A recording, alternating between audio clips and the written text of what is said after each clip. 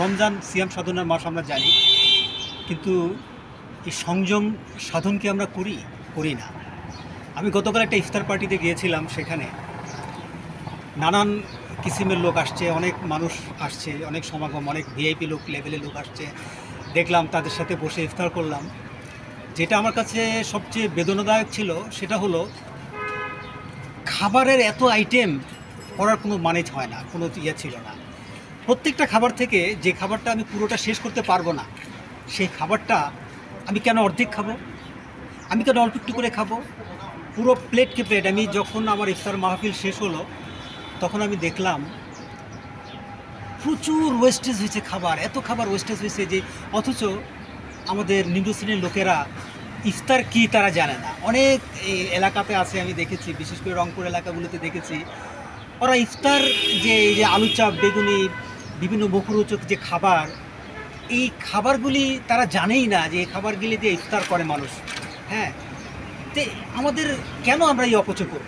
আমাদের যে সংযম করব, আমরা যেখানে আমাদের সংযম করার কথা, সেখানে কি আমরা সংযম করছি?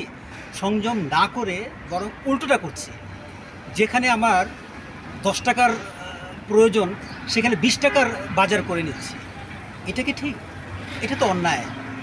শুধু দেশের কথা বলছি না, আমি সার্বিকভাবে, সামাজিকভাবে বলেন, আমাদের দেশের কথা বলেন, বহির্বিশ্বের কথা বলেন।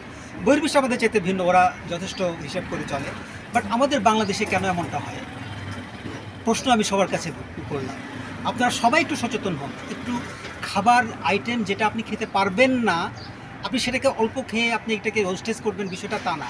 আপনি যেটা খাবেন সেটা উপর থেকে নিয়ে আপনি বাকিটা দিয়ে দেন, এটা গরিব মানুষগুলো খেতে পারবে এখান থেকে নিয়ে। সুপ্রিয় দর্শক, একবার বিবেচনা করবেন, একবার ভাববেন যে কেন আমরা এই ওয়েস্টেজ করি, কেন আমরা এই অপচয়টা করি। আমরা সংযম, সিয়াম সাধনার মাস, সংযম সাধনার মাস, আমরা সংযমকে কেন আমরা প্রাধান্য দিচ্ছি না? আমরা নামাজ পড়ি, বিশেষ করে রমজান মাস আসলে আমরা নামাজের প্রতি ঝুঁকে পড়ি। সারা বছরটা কেন পড়ি না? নামাজ যদি একটা মানুষ ঠিকমতো আদায় করে, ধর্মকর্মগুলিকে প্রতি যদি মানুষ একটু সদয় হয়, ভালোভাবে নামাজ রোজাগুলি যদি করে, অন্যায়টা তার কাছে ঘেঁষবে না। কিন্তু আমরা রোজার মাস শেষ হলেই, রমজান শেষ হলেই আমরা কি করি? আমরা আবার সেই নাস্তিকতার দিকে ঝুঁকে পড়ি, সেই আবার আমরা আগের মতো আবার চাঞ্চল্যতার মধ্যে ফিরে যাই, নামাজকে ভুলে যাই। তারপরে ধর্মকর্মের প্রতি যে আমাদের সৃষ্টিকর্তা যা যা বিধিবিধানগুলো আমাদেরকে দিয়েছে, সেগুলো থেকে আমরা ভুলে যাই, সেগুলো থেকে আমরা দূরে থাকি।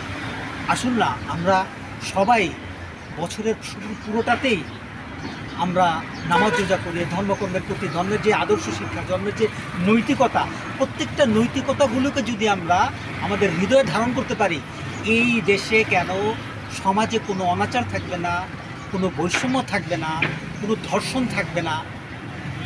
আসুন না, আমরা সবাই মিলে একটু এটা করি। ধন্যবাদ সবাইকে।